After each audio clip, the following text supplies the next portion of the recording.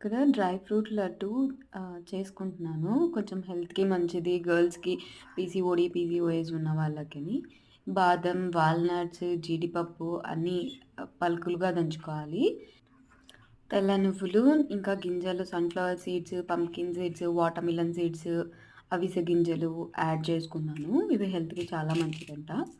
ఇది గోంద అంటారు. ఇది కొంచెం బంకలాగా ఉంటది. ఇది నార్మల్‌గా ఎక్కడైనా స్టోర్స్‌లో దొరుకుతాయి. ఆయుర్వేదిక్ స్టోర్స్‌లో.